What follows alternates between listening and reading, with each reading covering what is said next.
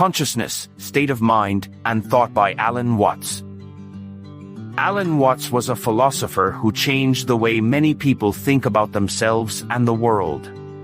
He was especially interested in the mysteries of consciousness, the state of mind, and how our thoughts shape our reality. Watts believed that understanding consciousness helps us to live more freely and fully, which is why he spent so much of his time explaining it in simple, yet profound ways. He often said that our minds have incredible power but are also at the center of many of our troubles.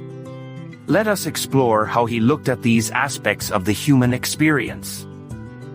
When Alan Watts spoke of consciousness, he was referring to the unique ability we humans have to be aware of ourselves. He saw consciousness as a double-edged sword. On one hand, it is what makes us feel alive and allows us to think, feel, and create.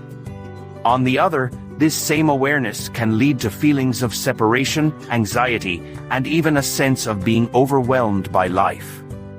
Watts explained that part of this struggle comes from the way we view our relationship with the world around us. We often think of ourselves as isolated individuals, separate from everything else. But Watts saw consciousness as a flow, something that is connected to all things.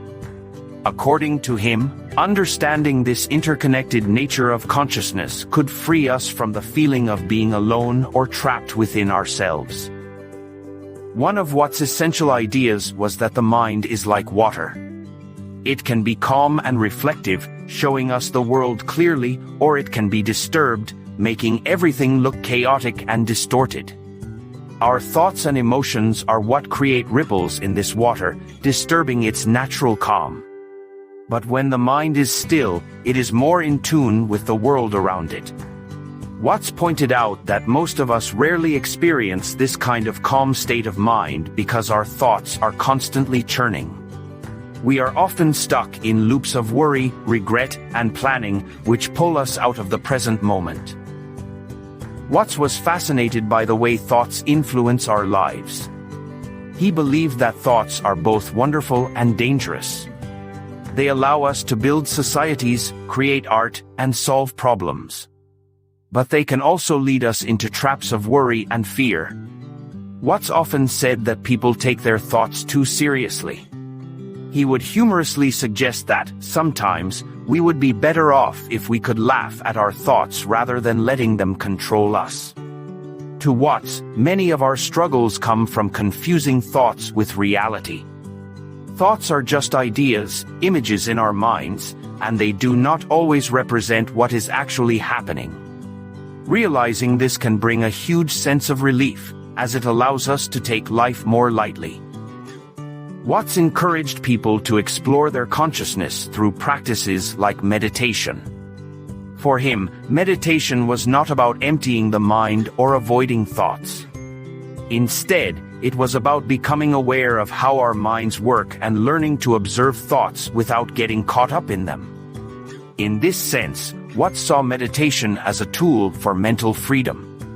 He wanted people to learn how to sit back and watch their thoughts as if they were clouds passing in the sky. This practice, he believed, could lead to a profound sense of peace because it allowed people to see that they are more than just their thoughts. According to Watts, many of our mental struggles come from misunderstanding our minds. He used to explain that most people believe they are their thoughts. When we say I, we often mean our inner voice or our opinions, but Watts argued that the true self is much deeper. He said that consciousness is like an ocean, and thoughts are just waves on the surface. The waves come and go, but the ocean remains. Similarly, our thoughts and feelings change constantly, but the core of our consciousness remains untouched by these shifts. Watts believed that recognizing this could give us a sense of stability, even when life becomes turbulent. Watts also spoke a lot about the importance of living in the present moment. He saw this as the most direct way to experience true consciousness.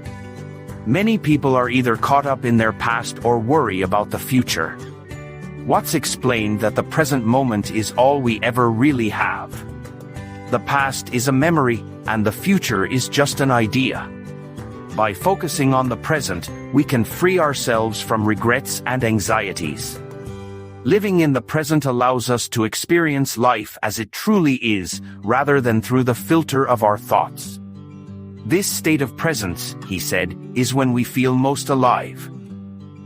Alan Watts had an interesting way of explaining why people get stuck in thought loops.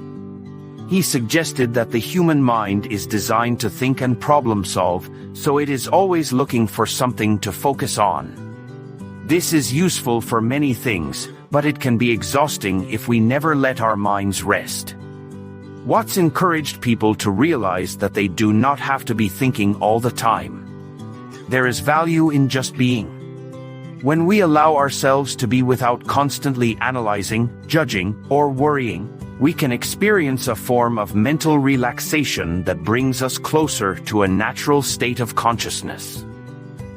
A big part of Watts' philosophy was about letting go of the ego.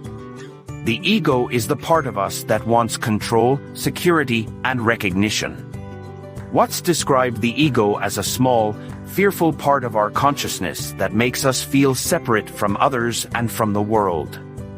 He explained that most of our suffering comes from the ego's need to be important and safe. But the more we try to protect the ego, the more we end up feeling anxious and isolated. By letting go of the ego's demands, we can tap into a more expansive, peaceful state of consciousness. In this state, we realize that we are not as separate as we once thought. Watts often used humor and metaphors to help people understand complex ideas. He would say that consciousness is like a dance or a game. There is no end goal, no destination to reach. Instead, the joy comes from being fully present in each moment, experiencing life without constantly judging or comparing. Watts believed that when we see life as a dance, we free ourselves from the need to control everything. This approach to life can make us more resilient, as we become less attached to outcomes and more focused on the experience itself. In Watts' view, true happiness comes from understanding the nature of consciousness and learning to live in harmony with it. He believed that happiness is not something we achieve by chasing after it. Rather, it is something that naturally arises when we stop resisting life and start living in alignment with our true nature. For Watts, this meant letting go of the idea that we are separate from the world. Instead, he saw each person as a unique expression of the universe, connected to everything else. This sense of unity, he said, is what brings genuine peace and contentment.